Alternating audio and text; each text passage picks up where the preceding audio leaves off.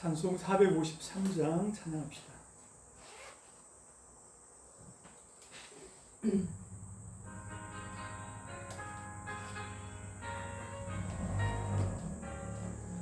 예수도 알기 원하네. 크고도 넓은 은혜와 계속해 주신 사랑을 간절히 알기 원하네. 내 평생의 소원, 내 평생의 소원, 계속해 주신 사랑을 간절히 알기 원하네. 성령이 스승되셔서 진리를 가르치시고 거룩한 뜻을 깨달아 예수를 알게 하소서.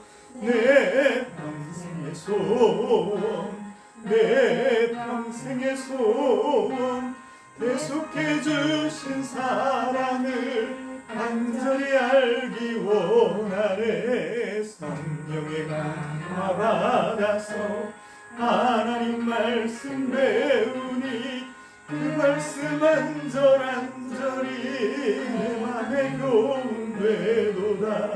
내 평생의 소원, 내 평생의 소원, 계속해 주신 사랑을 간절히 알기 원하네. 예수가 계신 보좌는 영광에 둘러있도다. 평화의 왕이 오시니 그 나라 왕성하도다. 내 평생의 소원, 내 평생의 소원, 계속해 주신 사랑을 간절히 알기 원하네.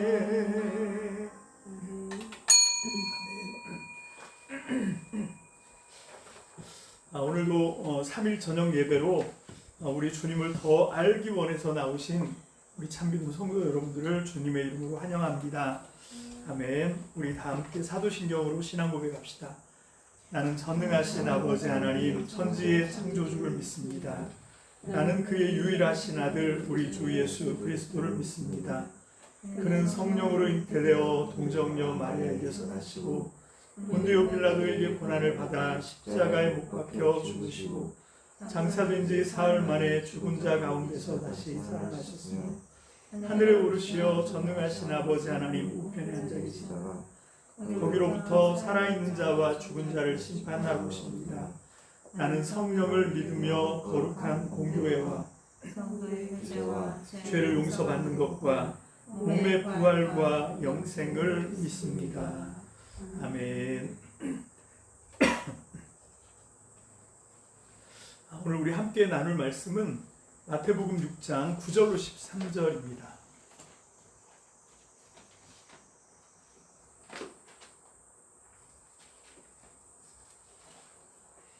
그 단톡방도 좀 열어놓고요. 마태복음 6장 9절로 13절 딱 5절 말씀이니까 우리 한 목소리로 우리 하나님 말씀을 함께 합독하면서 받습니다. 시작. 그러므로 너희는 이렇게 기도하라. 하늘에 계신 우리 아버지여, 이름이 거룩히 여김을 받으시오며 나라가 임하시오며 뜻이 하늘에서 이루어진 것 같이 땅에서도 이루어지이다. 오늘 우리에게 일용할 양식을 주시옵고 우리가 우리에게 죄 지은 자를 사하여 준 것 같이 사하여 주시옵고 우리를 시험에 들게 하지 마시옵고 다만 악에서 구하시옵소서. 나라와 권세와 영광이 아버지께 영원히 있사옵나이다. 아멘. 기도합시다. 할렐루야. 자비하신 하나님 감사합니다. 이제 우리가 12주 동안 하나님 앞에서 성도로 살면서 하나님 기도다운 기도, 실제적인 기도, 하나님께서 기뻐하시고 원하시는 하나님 정말로 온전한 기도를 우리가 배우기를 원했습니다.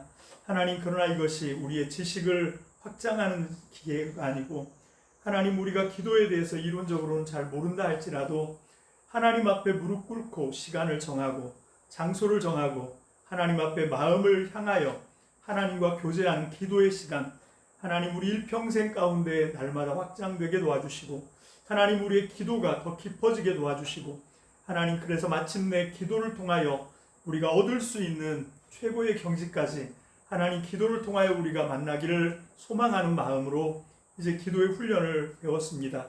이제 마감하면서 우리가 주님 가르쳐 주신 그 기도를 통해서 오늘 시간 기도의 진면목을 발견하게 하옵소서. 오늘 시간 우리 주님께서 우리에게 알려주고자 하시는 그 기도의 참뜻이 무엇인지를 우리가 더듬더라도 하나님 온전히 깨닫기를 원합니다.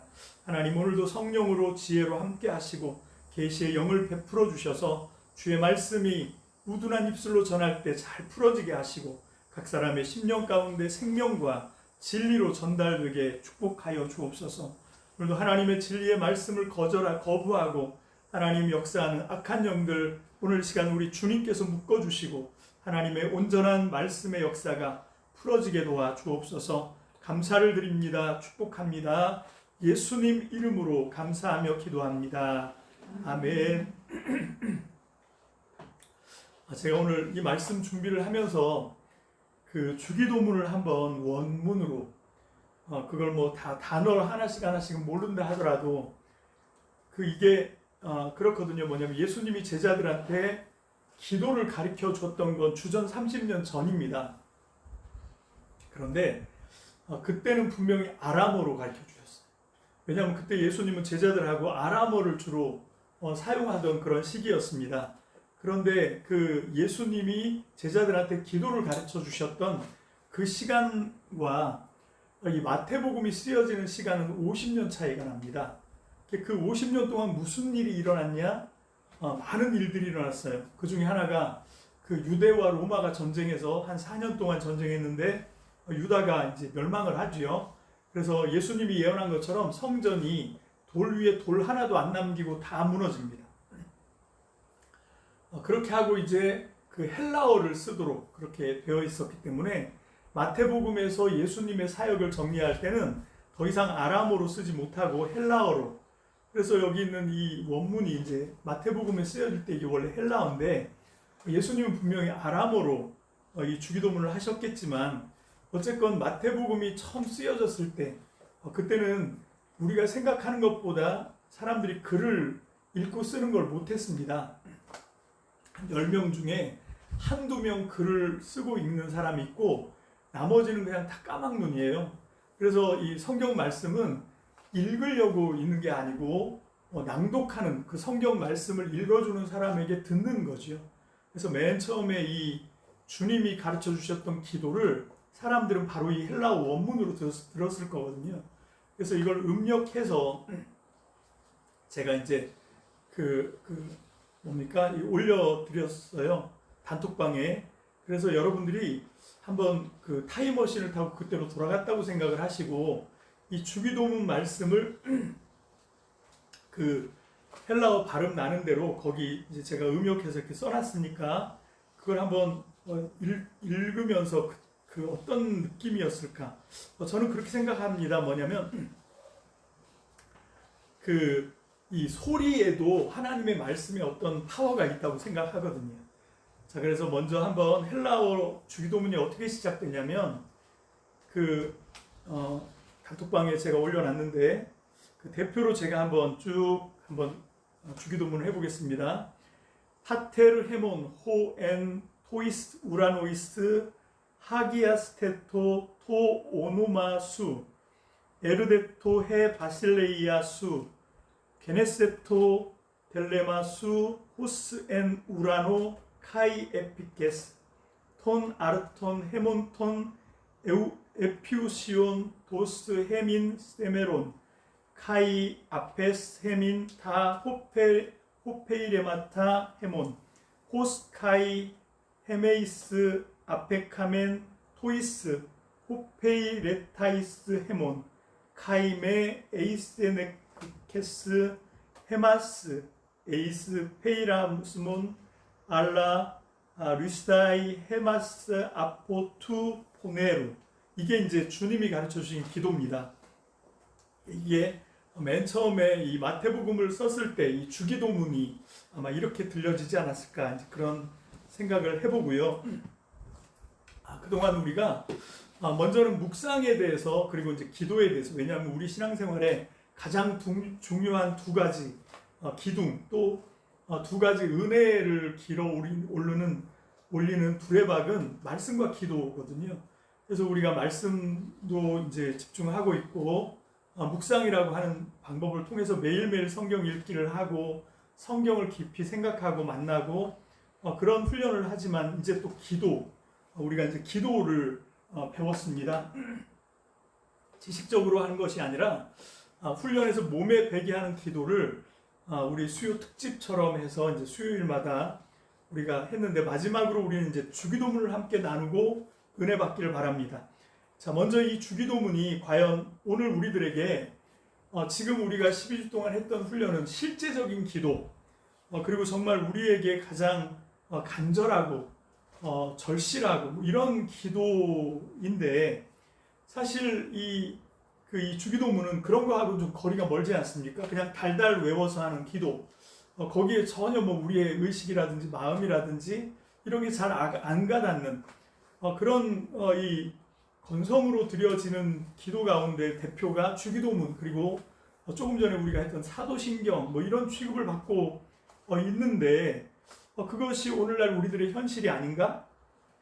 하지만 오늘 우리가 이제 이 주기도문을 살펴보면 저와 여러분들에게 아마 가장 실제적인 기도가 이 주기도문이 되지 않겠나 하는 기대를 갖고, 여러분들이 이 주기도문을 통해서 가장 절실한 기도를 만나는 그런 소망과 기대를 가지고 이 말씀을 준비했습니다. 제가 뭐 아직 그 일천에서 그런지 아직까지 이제 오늘 저녁에 저처럼 이렇게 주기도문을 풀어내는 설교를 한 번도 들어본 적이 없어요. 그게 어떤 건가 하면, 자, 누가복음 11장 1절 보겠습니다. 누가복음 11장 1절. 누가복음 11장이 마태복음 6장하고 예수님의 주기도문을 다루고 있는 병행 본문이에요. 같은. 그래서 이제 누가복음의 주기도문은 이제 11장에 수록되어 있는데, 11장 1절에 이 누가복음의 주기도문이 어떻게 등장하게 되는지에 대한 배경이 설명되고 있어요. 그게 1절입니다. 다 같이 시작. 예수께서 한 곳에서 기도하시고 마치심에 제자 중 하나가 여짜오되, 주여, 요한이 자기 제자들에게 기도를 가르친 것과 같이 우리에게도 가르쳐 주옵소서. 자, 어떤 제자가 뭘 봤습니까? 아침인데 예수님이 한 곳에서 기도를 하시고 기도를 끝내고 일어나는 모습을 본 거예요, 제자가. 그걸 보더니 이 제자가 평상시에는 안 하던 그런 정말 갑자기 이 돌발적이고 충동적인 것처럼 보여지는 그런 요구를 합니다. 그게 뭐냐면 기도 가르쳐 주세요 예요. 여러분, 여기 뭐 기도를 가르쳐 주는 이유 중에 하나가 요한도 자기 제자들한테 기도 가르쳐 줬는데, 물론 그것도 있겠지요. 더 예수님이 거절하지 못하게 하려고 아마 이렇게 장치를 한 것 같은데, 제가 생각할 때 이 제자가 그 요한의 제자들이 기도 배워서 하는 거가 부러웠었나? 물론 그럴 수도 있겠지만, 그러나 지금 이 아침에 이 사건은 예수님이 기도하고 일어나는 모습에서 이 제자가 굉장히 강한 어떤 매력을 느낀 거죠. 내가 꼭 예수님한테 기도를 좀 배워야 되겠다는 생각을 하는 거예요. 여러분, 그 예수님이 그 복음서에 보면 예수님이 사역하시면서 정말 열심으로 기도하셨다 하는 그런 기록들이 되게 많거든요. 그래서 때를 얻든지 못 얻든지 기도하는 시간과 자리 뭐 이런 걸 아주 철저하게 하시는 그런 모습으로 잘 나오고, 특히 중요한 일정 같은 걸 앞두고는 꼭 기도하시는데 밤을 새워 기도하십니다. 대표적인 게 이 겟세마네 동산 그 마지막 십자가를 앞두고도 그렇게 하시지만, 12제자를 선출하기 전날 밤에도 예수님은 산에 올라가서 기도하십니다. 여러분, 이렇게 어떤 때는 새벽 미명에, 새벽에 해도 뜨기 전에 일어나셔서 기도하시고, 또 어떤 때는 밤늦게까지 기도하시고, 심지어는 밤을 꼬박 세우시면서 기도하시고, 그렇게 기도를 정말 열심히 하세요. 자, 그런데 우리는 알잖아요. 예수님이 원래는 하나님이고 하늘 보좌에서 온 우주와 만물을 창조하시고 통치하시고 그런 하나님이셨는데, 우리 사람 몸을 입고 2000년 전에 이 베들레헴에 탄생하셨고 사람으로 오신 거잖아요. 그래서 우리 예수님은 정말 우리 인간들은 상상도 할 수 없는 어마어마한 기적들을 막 일으키시는, 우리처럼 연약한 분이 아닌 것 같은데, 그죠? 예수님은 못할 게 없는데, 예수님은 능력이나 뭐 기적이나 그런 것들을 마음껏 이렇게 하시는 분인데, 그런데도 그렇게 기도가 필요했을까? 이런 생각 안 드시나요? 자, 그런데 이 예수님이 그런 능력과 기적을 행할 수 있는 우리와는 다른 존재이신 것 같은데, 어떻게 우리처럼 능력이 없어서 기적을 못 만들어서, 그래서 마음이 타는 것 같은 간절함으로 그렇게 기도를 하는데, 우리 주님은 과연 그런 게 있나? 근데 여러분, 성경을 읽어보면 예수님도 그런 연약함을 우리처럼 느끼신다 그래요. 여러분, 이게 저는 그렇게 믿습니다. 뭐냐면 요즘 이제 새롭게 대두되고 있는 한 20년 전부터 영기독론이라고 하는 게 있거든요. 보니까 성경에 보니까 예수님이 그렇게 기도하면서 하나님께 매달리고, 뒤에 가서 이제 우리가 함께 보겠지만, 뭡니까? 오늘 우리가 함께 참고하는 본문에 보면 그 히브리서 말씀이 나오는데 막 울며 통곡하며 매달려요. 하나님 앞에 기도할 때 예수님이. 대표적인 게 겟세마네의 기도지만 다른 기도도 역시 그렇게 하셨던 것 같아요. 그리고 보면 그 예수님이 굉장히 절박한 문제를 앞에 두고 기도할 때는 제자들한테도 자기의 연약함을 그냥 감추지 않습니다. 그냥 오픈하세요. 그 대표적인 게 제가 이제 오늘 참고 성구에 올려놨는데, 마가복음 14장 33절 34절입니다. 마가복음 14장 33절 34절. 그 옆에 있는 집사님하고 같이 봐요. 자, 다 같이 봅니다. 시작. 베드로와 야고보와 요한을 데리고 가실새 심히 놀라시며 슬퍼하사 말씀하시되 내 마음이 심히 고민하여 죽게 되었으니 너희는 여기 머물러 깨어 있으라. 나 지금 죽을 것 같아. 굉장히 슬퍼하고 굉장히 놀라시면서 그 십자가를 앞두고 있는 그 밤이지요. 나를 좀 위해서 여기서 좀 머물러 깨어 있으란 말이 그 뒤에 나오는 말씀을 보면 그게 기도하란 말이에요.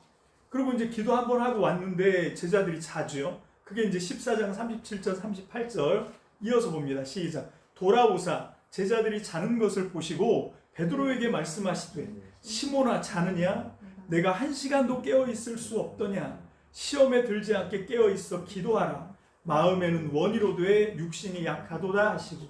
그러면 예수님이 깨어 있어라 라고 하는 말은 기도하란 말이었어요. 네가 1시간도 못 깨어 있느냐? 진짜 나는 지금 이게 너무 고민되고 너무 놀라고 그래서 지금 막 죽을 것 같은데, 그래서 나를 위해서 좀 깨어 있어라 이렇게 부탁까지 했는데 와보니까 자고 있는 거지요.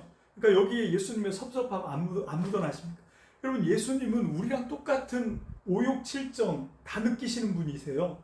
그래서 어떤 때는 막 실망하시고, 어떤 때는 막 슬퍼하시고, 어떤 때는 화도 내시고, 그런 여과 없이 나오시는 분이에요. 아니, 우리랑은 질적으로 차이가 있는 분 같은데, 아니 그게 아니고 예수님이 사람이 되어 오셨다니까요. 그냥 성인으로, 그 성인이신 30살의 모습으로 구름 타고 오신 게 아니라 깐난 아기로 탯줄 달고 태어났어요. 빨가벗고.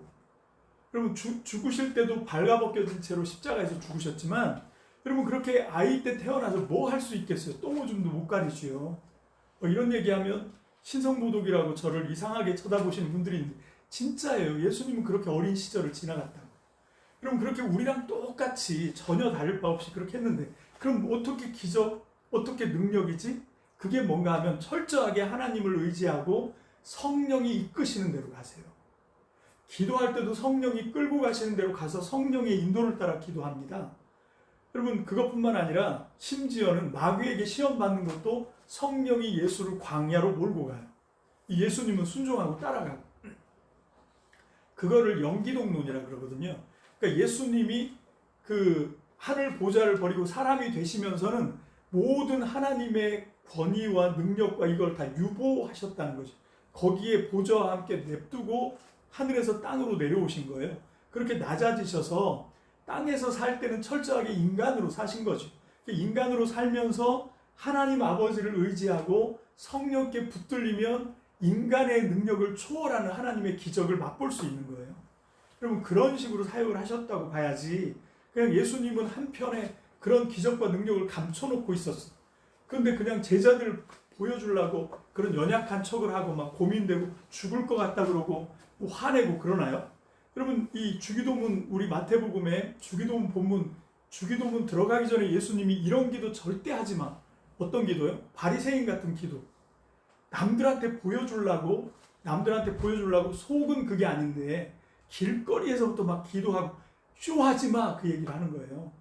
근데 지금 우리가 예수님을 쇼하는 분으로 지금 생각하는 거잖아요. 아니요, 전혀 그렇지 않습니다. 정말 예수님은 중심으로 진심으로 하나님 앞에 애걸복걸 매달리고 뭐 제자들 보라고 그렇게 하는 게 아니에요. 인간으로 오셨기 때문에 그 인간의 연약함을 그대로 여과 없이 다 당하시고 받으시고 그래서 그분은 우리를 진짜 도우실 수 있는 분이죠. 왜? 인간의 연약함을 다 경험해서 아셨기 때문에 그런 거죠. 자, 그런데 이제 우리가 보면 이 성부, 성자, 성령이 하나님이신데 하나님도 기도를 한다고? 여기에 이제 제가 왜 그런가 하면 이 주기도문을 제가 아까 그랬죠. 다른 분들은 이렇게 설교를 안 하는데 저는 이제 여러분들과 함께 이 주기도문을 공부를 하다 보니까 제가 어느 날 보니까 가만히 있어봐. 이거는 제자들한테 가르쳐 주려고 제자들을 미리부터 한번 심사숙고하고 제자들의 영적인 상태를 계속 같이 생활하면서 지켜봤으니까 이 사람들의 영적 상태를 딱 아니까 거기에 맞춰서 기도를 이렇게 가르쳐 주신 건가? 저도 이제 그런 생각을 했어요. 그래서 저는 아주 처음 초창기 신앙생활 할 때부터 주기도문 해갖고 전 처음에 어떤 착각을 했냐면 이건 예수님의 기도문인가 보다. 그러고 들어갔는데 그게 아니라 제자들한테 가르쳐 주신 기도더라고요. 그래서 그때부터 저는 의식적으로 주기도문이라고 하는 말을 별로 안 하고 주님 가르쳐 주신 기도 항상 이렇게 했었거든요. 그렇게 믿었었고 근데 이번에 이 준비를 하면서 어쩌면 주기도문이 맞을 수도 있겠는데 그러니까 이거는 제자들을 가르치려고 맞춰서 한 게 아니고 예수님이 평소에 이런 기도하신 분이 아닐까 하고 생각합니다. 그래서 이 주기도문의 모든 내용 이 말씀을 예수님의 기도라고 딱 생각을 하니까 여기서 실제적인 기도가 나오더라고요. 여기서 정말 절박함과 절절함이 그냥 막 나오는 거예요. 주기도문이 예수님이 하신 기도인데 그 기도하고 일어났는데 제자들이 부러워하는 거죠. 제자들이 눈이 번쩍 뜨이는 거예요. 아니 저분 분명히 막 힘 다 빠지고 얼굴에 낙심하고 힘들어서 막 어쩔 줄 몰라 하시고 그랬는데 기도 끝나고 일어나는데 다른 사람 같은 거예요. 완전히 정말 어디서 얻었는지 힘이 막 펄펄 솟는 것 같고 희망이 가득한 얼굴이고 그런데 이게 한두 번이 아니에요. 이분이 어려울 때마다 기도하는데 기도할 때 정말 집중해서 기도를 하는 모습을 봤을 거고 그리고 꼭 그 기도가 끝나면 하늘의 영광을 본 사람처럼 일어나거든요.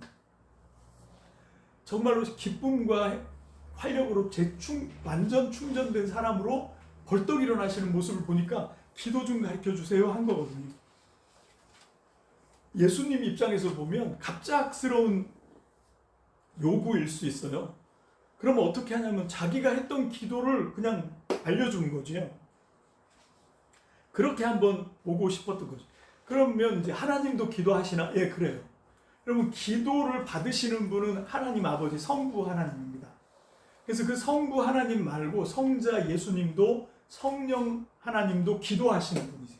그걸 성경이 증언하고 있습니다. 먼저 로마서 8장 26절 27절입니다.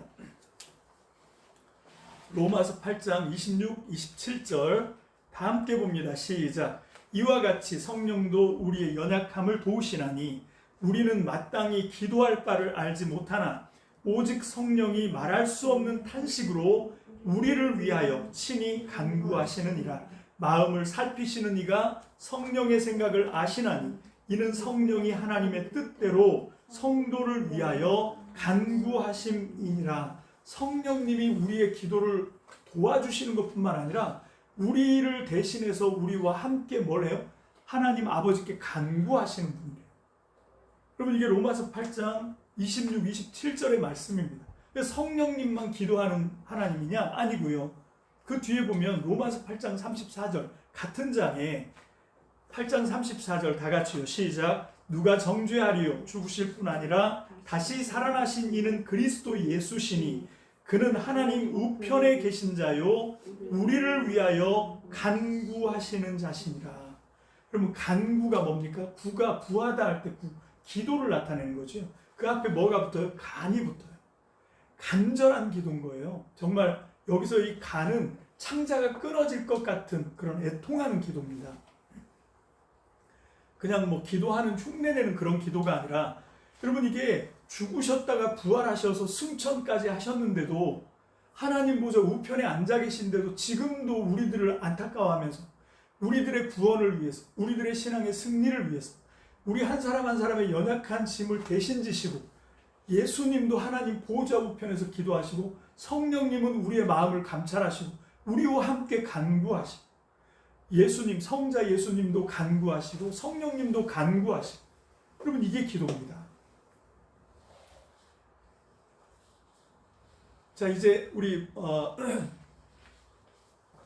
한번 그 연약함 마지막으로 한번 찍고 가겠습니다. 히브리서 5장입니다. 히브리서 5장 7절로 9절.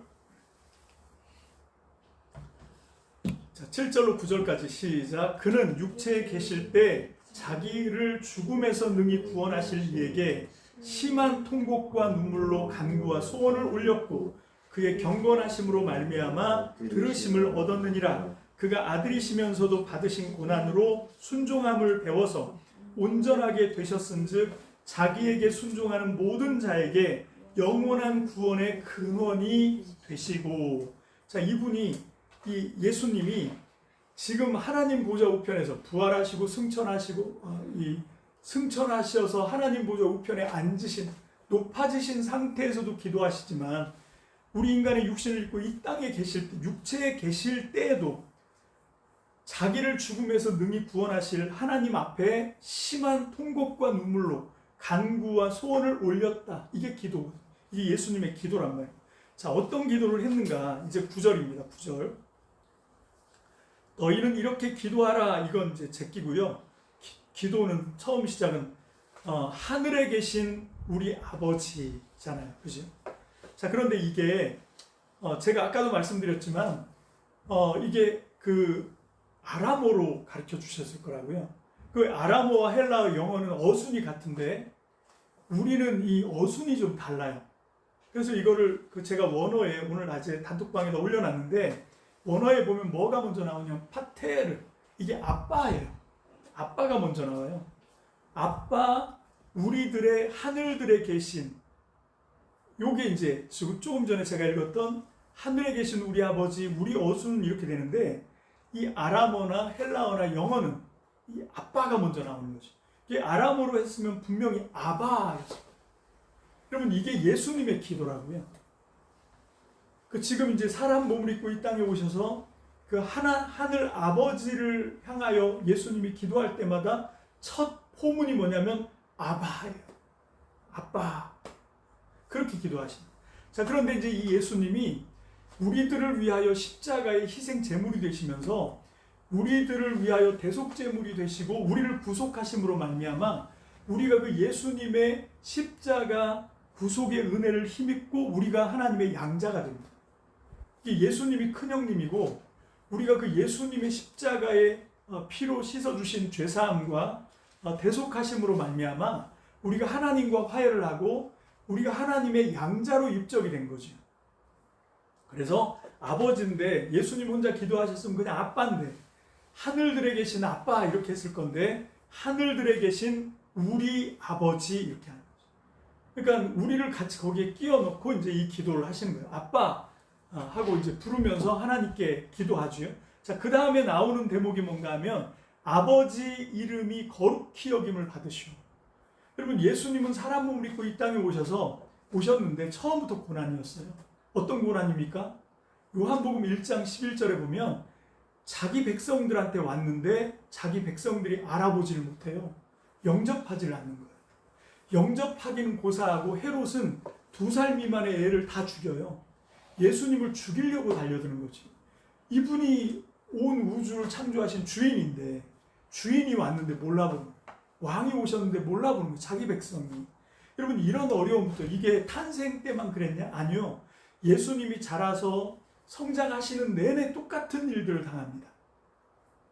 대표적인 게 누가복음에 보면 그 예루살렘 성전에 성인식하러 올라가잖아요. 예수님 데리고. 그래서 올라갔는데 예수님이 랍비들하고 말씀 강론을 하느라고 엄마 아빠는 이제 따라오겠지 하고 가다 보니까 안 따라오는 거예요. 그래서 아들 잃어버린 줄 알고 도로 이제 길을 되짚어 갔는데 가보니까 랍비들하고 성전에서 제사장들하고 거기서 이제 성경 토론을 하고 있는 거죠. 그래서 이제 이 엄마 아빠가 막 왜 걱정시키냐고 혼을 낸 거지. 그렇죠. 뭐 12~13살 됐으니까 혼나죠. 그렇게 하니까 예수님이 그러잖아요. 내가 아버지 집에 있어야 된다는 거 모르십니까? 이렇게 이제 얘기를 하는 거죠. 그러니까 자기를 낳아준 부모님도 예수님을 몰라보는 거잖아요. 여러분 이게 우리는 무시당할 만한 그런 존재들이니까 그렇다고 쳐도 예수님은 아니잖아요. 그분은 자기 백성에게 오신 주인이고 왕인데, 근데 세상은 전혀 그분을 영접하거나 받아들일 생각을 하는 게 아니라 아빠를 들잖아요. 예수님을 죽이려고 들잖아요. 예수님이 비유로 말씀하세요. 아들을 보냈는데 그 사꾼들이 품꾼들이 뭐라 그러냐면 저거 아들이다, 상속자다. 우리 저거 죽이면 이 땅 우리가 먹을 수 있어. 그리고 그 아들을 죽였다. 이게 예수님이 평생 받는 그런 거예요. 그런 고난, 그런 환난 너무너무 힘들죠. 너무너무 어렵습니다. 그런데도 그럼에도 불구하고 거기서도 끝까지 예수님의 관심은 내가 이 어려운 환경을 어떻게 좀 모면을 할까가 아니에요. 예수님의 주관심은 뭐냐면 어떻게 하면 아버지의 이름을 온전하게 거룩하게 회복할까요? 여러분 그것 때문에 오신 거예요. 하나님이 만드신 세상이 죄로 다 망가지는데 그러면 하나님의 거룩한 이름이 온전해지지가 않는 거죠. 하나님이 우스운 분이 되는 거예요. 자기 손으로 만든 세상을 결국 자기 손으로 심판해야 되는 그런 정말 엉터리 같은 일이 생기는 거죠. 그래서 예수님이 사람 몸을 입고 오신 거예요. 대속제물이 되기로 작정하고 오신 겁니다. 왜? 아버지의 이름을 지켜드리기 위해서. 그래서 사랑의 하나님, 공의의 하나님, 그게 갈등이 해결되고 그래서 하나님을 정말 하나님처럼 모시기 위해서 예수님이 자진해서 십자가의 제물로 사람 몸을 입고 오신 거죠. 여러분 그러니까 예수님의 기도의 가장 중심은 아버지의 이름을 거룩하게 하는 겁니다. 여러분 이게 아들의 기도죠. 여러분 우리가 이제 기도를 하면서 한번 깊은 질문을 한번 해보는데 기도는 도대체 누구를 위해서 하는 거죠? 기도하는 나를 위해서 하는 겁니까? 아니면 내 기도를 받으신 하나님을 위해서 하는 걸까요? 자, 예수님의 기도로 질문을 옮겨가 볼게요. 예수님은 이 기도를 누구를 위해서 한 걸까요? 아까 제가 얘기했죠. 태어날 때부터 정말 너무너무 힘들었어요. 자기 백성이 영접하지도 않고 죽이려고 달려들고 근데 그게 평생 내내 그랬고 결국은 성공했잖아요. 그래서 결국 예수님 십자가에서 죽기까지 하십니다. 그래서 너무너무 힘들어서 피난처처럼 제자가 목도한 것처럼 예수님은 기도하기 전에는 다 죽어가는데 기도하고 나면 펄펄 살아서 일어나는 거예요. 그러면 자 예수님은 자기를 위해서 기도한 거네요. 그죠? 자, 예수님은 자기 자신을 위해서 기도하는 분일까요? 아니면 하나님 아버지를 위하여 기도하는 분일까요? 그럼 저는 이게 질문이 잘못됐다고 생각합니다. 우리도 나를 위해서 기도하나 하나님을 위해서 기도하나 여러분 만약에 둘 중에 하나만을 위해서 기도하고 내가 나를 위해서 기도하면 하나님을 위할 수 없고 하나님을 위해 기도하면 나를 위할 수 없다 그러면 하나님과 내가 지금 같이 있는 게 아닌 거예요. 하나님과 내가 지금 동떨어져 있는 거죠. 그런데 예수님은 영원 전부터 성부 성자 성령 하나님이 만세 전부터 영원 전부터 하나예요. 삼위일체로 존재하시는 분이라고. 그러니까 예수님의 소원이 아버지의 소원이죠. 여러분 이 두 분은 본체가 같아요. 한 본체, 한 하나님입니다. 그러니까 예수님을 위하는 기도가 곧 아버지를 위하는 기도고 아버지를 위하는 기도가 곧 예수님을 위하는 기도죠. 왜? 예수님은 아버지 안에서 기도하니까. 우리의 문제도 그겁니다. 우리의 문제도 하나님을 통해서 예수님을 통해서 성령님을 통해서 뭔가 좀 얻어내려고 나를 위해서 기도하고 한다는 건 이미 그 기도의 자리가 주님 안에 안 들어가는 거예요. 여러분 기도의 자리는 주님 안에서 주님과 함께 기도하는 겁니다.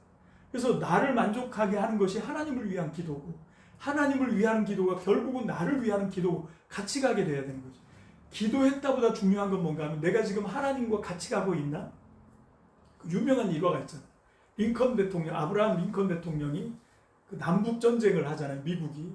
여러분 미국도 우리나라처럼 동족끼리 상전을 했던 상쟁을 했던 동족의 피를 흘렸던 그런 아픈 역사가 있어요. 미국도.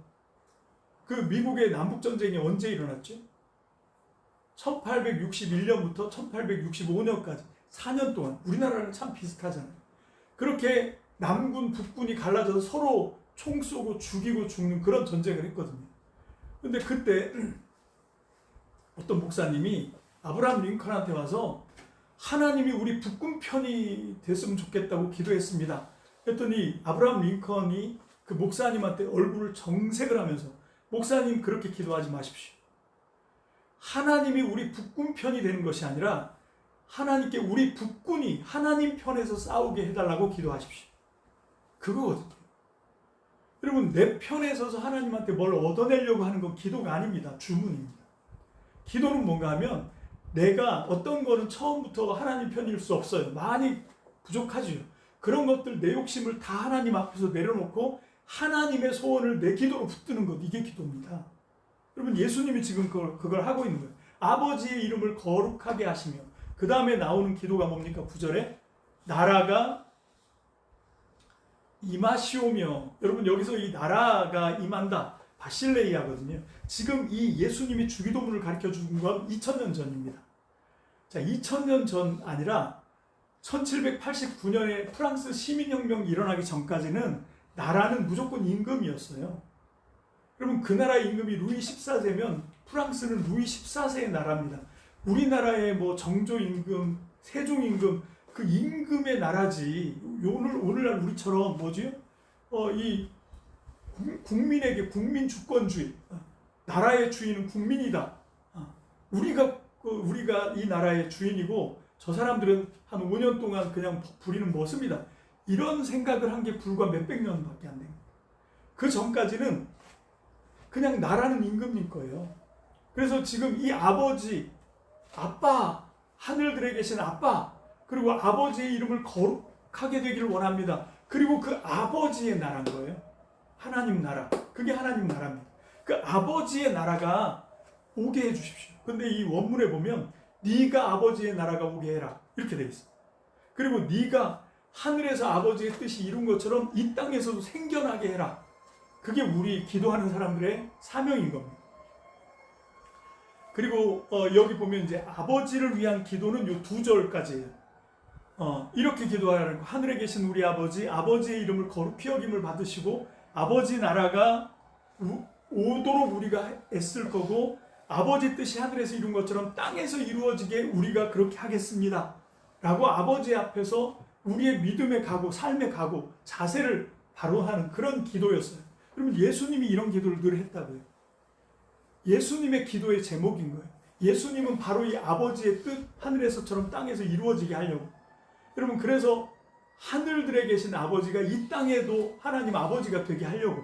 그래서 그 아버지의 이름이 온 세상에 하나님 나라로 이걸 이제 다 다스리게 하기 위해서 예수님은 평생을 바친 거예요. 사람 몸을 입고 오신 겁니다. 십자가 지려고 오신 게 아닙니다. 아버지의 뜻을 이루고 아버지의 나라가 오게 하기 위해서 오신 거죠. 자, 그리고 난 다음에 이제 그 다음에는 뭘 기도합니까? 지금 사람 몸을 입고 있는 이 땅에 있는 예수님 자신을 위한 기도를 해요. 그게 뭡니까? 오늘 우리에게 일용할 양식을 주옵시고요. 빵을 달라고 하는 그 기도를 하는데, 여러분, 이 한 문장에 예수님의 간절함이 다 들어있다고 저는 생각합니다. 지금 예수님이, 사람들이 예수님의 사역을 거절하고 몰라보고 그래서 많은 방해들이 막 들어오고 그것 때문에 힘들어서 기도를 하면 그게 일용할 양식인 거예요. 너무 죽겠는 거죠. 너무 힘들겠는 거예요. 그래서 하나님, 내가 오늘 하루를 버틸 수 있는 희망을 나에게 주십시오 하고 기도하는 거예요. 예수님이 아빠하고 부르짖고, 내가 너무 죽겠어요. 일용할 양식을 주시고, 여기에 다 들어있는 거예요. 내가 이 인간들, 이스라엘 백성들을 하나님께로 좀 이렇게 해서 데리고 가려고 하는데 말을 이런 험한 표현 쓰는 거 죄송하게 생각하면서 하겠습니다. 징그럽게 안 들어요. 이런 거. 이것들이 내 말을 너무너무 안 들어요. 힘들어 죽겠어요. 그거 하는 거예요. 예수님 아까 그러잖아요. 죽을 만큼 힘들다. 내가 너무 고민이 심하다. 나를 좀 위해서 기도해줘. 그런 자세라고요. 하나님께 나갈 때 예수님은 완전히 어린아이처럼 나가는 거예요. 완전히 상한 심령 그대로 나가시는 거예요. 죽을 것 같아요, 하나님. 그래서 아까 히브리서에 보니까 심한 통곡과 간구로 하나님께 막 매달렸다는 거예요. 그렇게 하면서 죽기까지 순종하는 겁니다. 그게 기도의 위력이에요. 거기서 십자가를 질 수 있는 능력과 위력이 다 나오는 겁니다. 거기서 그 기도를 통해서 물 위를 걷고 죽은 사람을 살리고 오병이어의 기적을 베푸는 그런 능력도 거기서 다 나오는 거예요. 그 예수님의 간절함, 그 절실함, 그 실제적인 기도 앞에 우리는 이걸 배워요. 예수님이 오늘 우리에게 일용할 양식을 주시고 그 먹을 것만 구한 것 같은데 그거 아닙니다. 하루를 사는 게 먹는 걸로 해결됩니까? 먹는 것만 충족됐다고 사라지나요? 아니죠. 지금 예수님은 아버지의 이름을 온전케 하고 아버지의 나라가 오게 하고 이 백성들을 아버지 백성이 되게 하려고 하고 있는데 하나님의 뜻이 이 사람들 속에서도 막 역사하게 하려고 하고 있는데 그게 먹을 걸로만 되냐고요. 오병이어 기적을 만들어 놓고 그걸로 해결되는 게 아니거든요. 그러니까 예수님은 기도할 수밖에 없는 거예요. 하나님, 내가 인간 몸으로 부딪히는 게 너무 많아요. 오늘 하루를 버틸 수 있는 희망을 주세요. 그것도 일용할 양식. 그럼 우리가 기도해야 되는 거 아닙니까, 사실은? 예수님도 이렇게 간절하게, 이렇게 통곡하면서, 이렇게 매달리면서 기도했다고 하면 우리는 도대체 무슨 배짱인 거예요? 그럼 우리가 하루하루 살아내면서 사람들 앞에서는 막 웃고 하지만 아무도 안 볼 때는 얼마나 많이 무너집니까?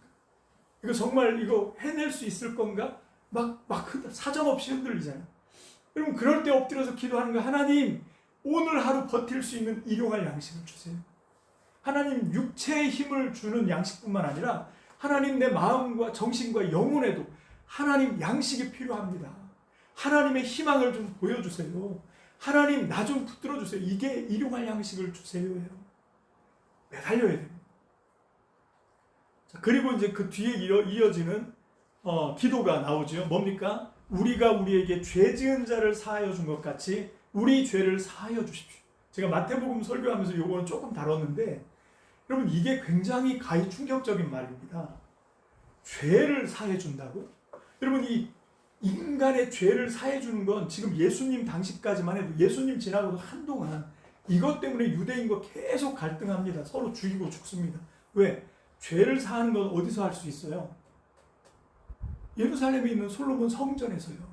그 성전이 하는 기능이 짐승 희생제사 그 피로 이스라엘 백성의 죄 문제를 해결하는 거예요. 근데 예수님은 지금 이 죄 문제를 누가 해결한다고요? 우리가.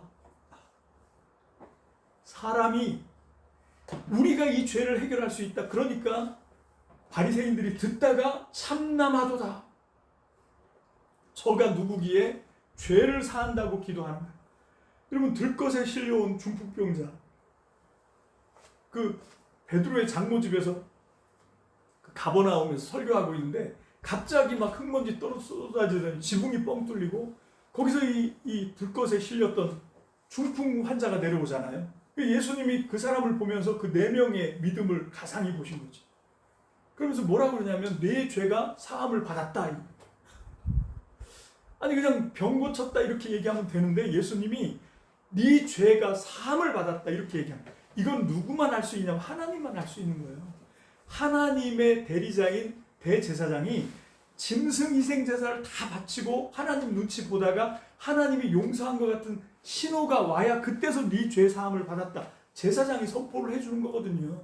그 제사가 성공했을 때 성전이 해야 되는 일을 지금 예수님이 하고 있는 거예요. 그래서 바리새인들이 막 인상을 쓰면서 참나마도다. 지가 누군데 하나님이 하는 일을 대신한단 말이에요. 뭐 이러고 막 나오고. 그랬더니 예수님이 뭐라 그럽니까? 인자에게는 죄를 사하는 권능이 있다는 걸 너희가 몰라? 이렇게 얘기합니다. 여러분 이게 혁명입니다. 예수님의 사역이. 근데 이거를 예수님이 죄 사하는 걸로 끝내는 게 아니라 누구까지? 예수님을 따르는 그 제자들까지, 예수님을 믿는 사람들까지 뭐를 주는 거예요? 죄 지은 자를 용서해주는, 사해주는. 네가 너한테 죄 지은 사람들을 용서해줘야 하나님이 네 죄 용서해줘요. 이런 게 되는 거예요. 여러분 이 기도는 정말 가히 충격입니다. 여러분 그런데 예수님은 생각하신 거예요. 하나님 나라가 이 땅에 오려면 이게 돼야 돼요. 여러분 하나님 나라는 진짜 하나님의 뜻대로 하늘에서 이루어진 하나님의 뜻대로 이 땅에서 하나님의 뜻이 이루어지는 나라는 어떤 나라냐면 서로 잘못한 사람들의 죄를 풀어주는 거예요. 꼭 묶는 게 아닙니다. 꼭 묻고 갈등하고 서로 손가락질하고 서로 비난하고 정죄하고 싸우고 그래서 갈라지는 거잖아요. 그럼 교회는 그렇게 하는 게 아닙니다. 이 주기도문을 아는 사람들이라고 절대 그렇게 하면 안 됩니다. 나한테 잘못한 사람이 있어도 어떻게 해야 돼요? 그냥 풀어줘야 돼요. 사해줘야 됩니다. 여러분 이게 우리가 해야 되는 역할이에요. 주님이 이 기도를 통해서 우리에게 이거 하라고 하신 거예요. 이거 할 때 하나님 나라가 진짜로 이루어집니다. 여러분 하나님 나라는 무슨 거창하게 이루어지는 나라가 아니에요. 하나님이 우리한테 위임해 주신 죄사함의 권능을 우리가 믿고 그래서 될 수 있으면 평화, 될 수 있으면 풀어주고 될 수 있으면 자유케 하고 이런 사역을 하는 게 우리고 그 기도를 주기도문이 가르쳐주고 있는 거죠. 자 그런데 그렇게 하다 보면 이게 그냥 참 그렇습니다. 정말 너무 악독하고 악랄한 인간들을 만나요. 그런 사람들의 죄를 풀어줘야 될 때 이가 갈립니다. 여러분 그 코리텐붐이라고 하는 그 네덜란드의 화란 그 네덜란드의 코리텐붐이 자기 언니랑 둘이 그 아우슈비츠 가스실에 나치한테 붙들려가거든요. 왜냐하면 유태인이라. 거기서 엄마 아빠도 다 가스 먹고 돌아가시고 자기 언니는 그 짐승 같은 간수한테 유린을 당하고 능욕을 당하고 그리고 결국은 죽임을 당하거든요. 자기 혼자 살아남아요. 그런데 그렇게 하다가 이분이 그 수용소에서 하나님을 만납니다. 뜨겁게 만나. 그래서 하나님 앞에 이제 뜨겁게 만나고 2차 세계대전이 끝났는데 독일을 순회하면서 독일 사람들한테 용서를 선포하라는 거예요. 그래서 이 코리텐붐이 순종합니다. 그래서 자비를 들여서 그 독일 모든 동네마다 돌아다니면서 독일 사람들, 우리 가족을 다 죽인, 내 인생을 완전히 이렇게 너덜너덜하게 만든 정말로 원수 중에 원수인데 하나님이 당신들을 용서하래요. 그리고 용서와 화해와 하나님의 사랑을 선포하고 다니는데 어느 날 딱 갔는데 낯익은 얼굴이 저 뒤에 집회 다 끝나고 한 사람씩 와서 이 코리텐붐의 허그를 받는 거예요. 나는 당신의 모든 지난날의 죄를 용서합니다 하고 허그를 해주는 그 허그를 받는데 저 뒤에 그 간수가 서 있는 거예요. 자기 엄마 아빠를 죽게 하고 자기 언니를 짐승처럼 그렇게 범했던 그 원수가 저기 그때부터 코리텐붐의 그 책이 있어요. 거기 뭐라고 마음이 무너지는 것 같아요. 아무것도 보이지 않다. 그 사람만 보이는. 그래서 그때부터 하나님하고 갈등합니다. 하나님 다 용서해도 저 새끼는 못해요. 저놈은 내가 용서 못해. 막 그러고 이제 실갱이를 막 하는 거예요. 근데도 계속 마음에서 울려오는 소리는 코리텐붐 용서해라. 풀어줘라. 못해요 하다가 거의 이제 코앞에 왔는데 갑자기 코리텐붐이 소름이 쫙 돋으면서 이게 내가 이렇게 흥정하는 그런 어떤 제안이 아니라 명령인가요? 이렇게 물어. 하나님, 이게 하나님이 나를 향하신 명령입니까? 그러면 내 마음은 내키지 않아도 내 마음은 저 왼수를 풀어주고 용서해줄 마음이 1도 없어도 하나님이 나한테 하시는 이 말이 그냥 뭐 권고나 이런 게 아니고 명령이라면 제가 하겠습니다. 근데 딱 앞에 그래서 코리텐붐이 눈을 질끈 감고 눈물을 흘리면서 저처럼 저렇게 목소리가 안 나오죠. 나올 수가 없죠. 덜덜 떨면서 형제여 나는 당신이 했던 모든 지난날의 잘못을 용서합니다. 그리고 딱 끌어안았는데 그때 기적이 일어났대요.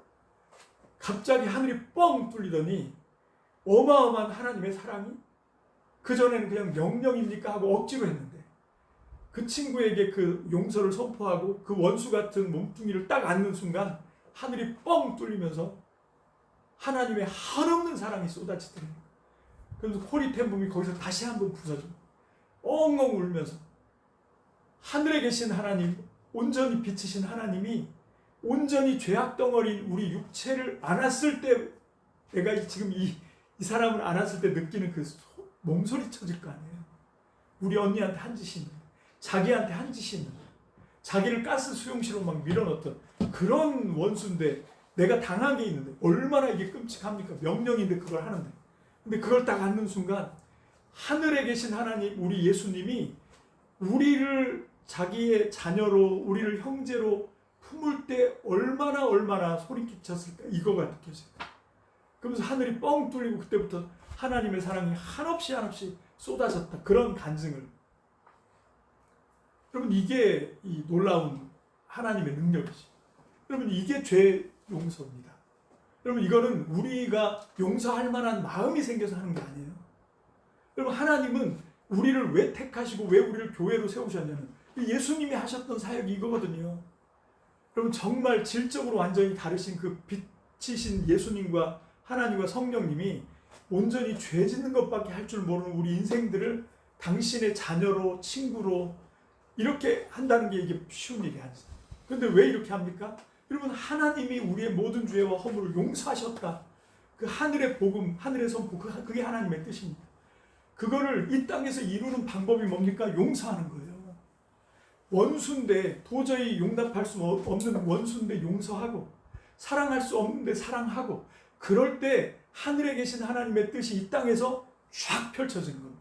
그 코리텐붐이 느꼈던 것은 하늘이 뻥 뚫리고 하나님의 폭포수 같은 어마어마한 사랑이 완전히 온 세상을 압도해 들어오고 여러분 그 하나님의 사랑만 우리가 경험할 수 있습니다.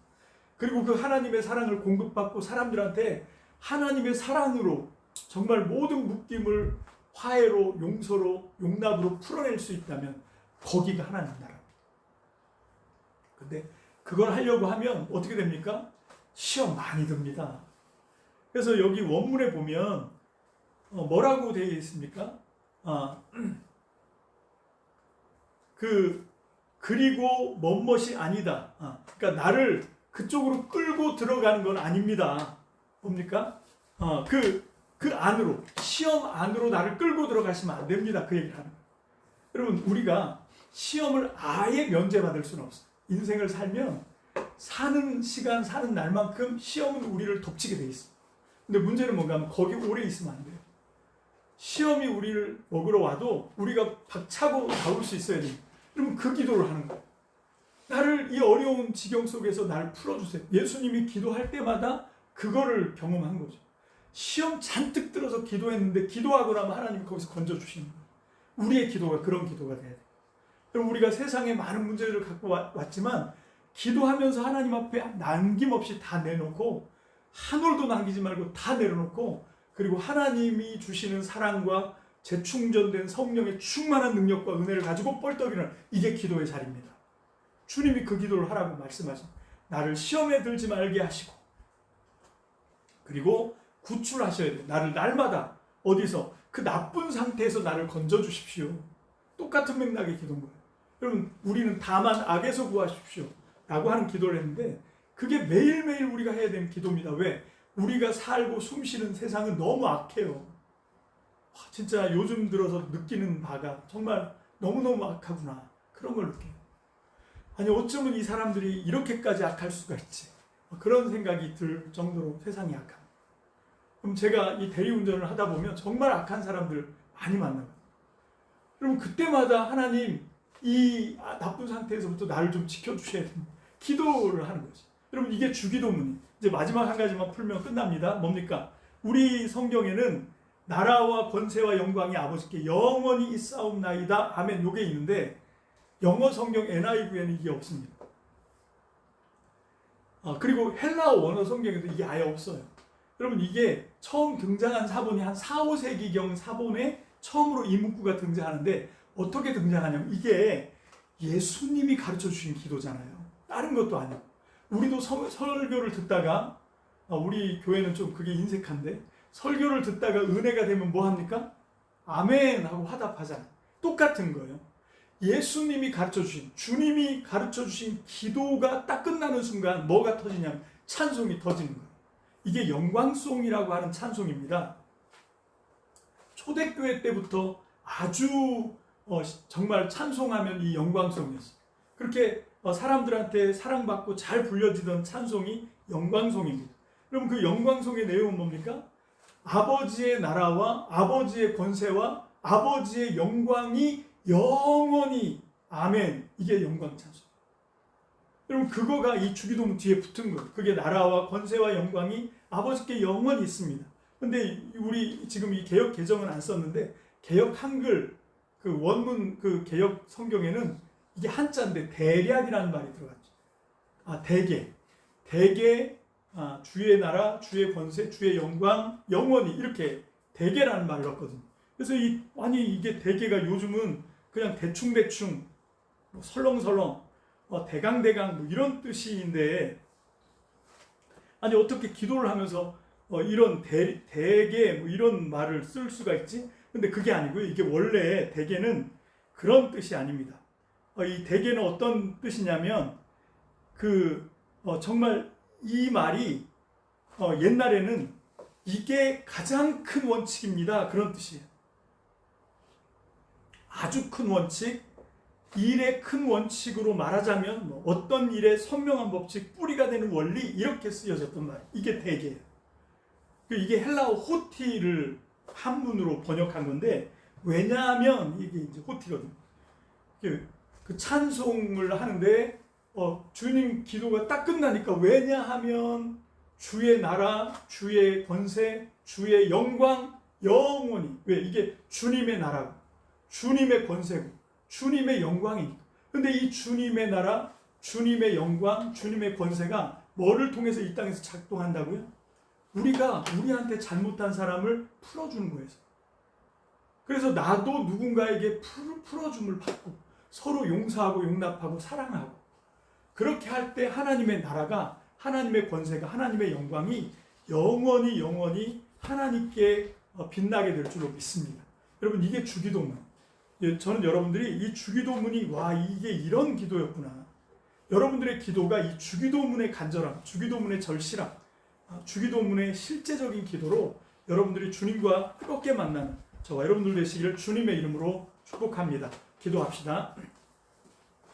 할렐루야. 살아계신 주님, 자비하신 우리 아버지, 감사합니다.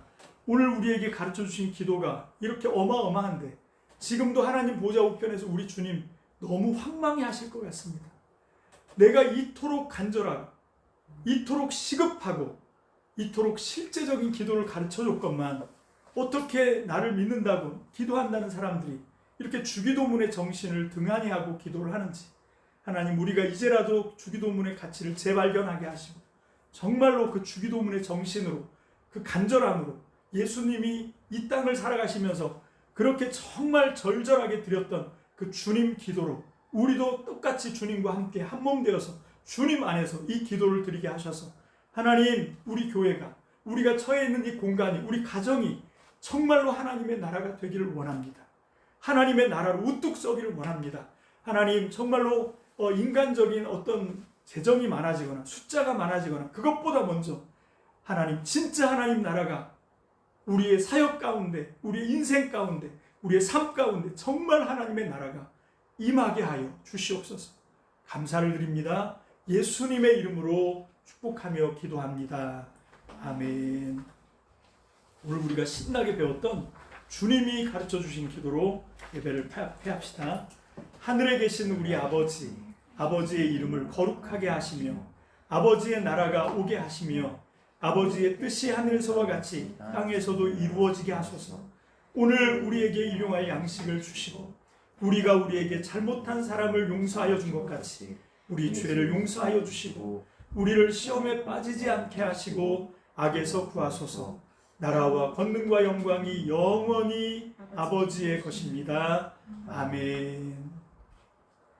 하나님께 영광의 박수를 드립니다. 감사합니다.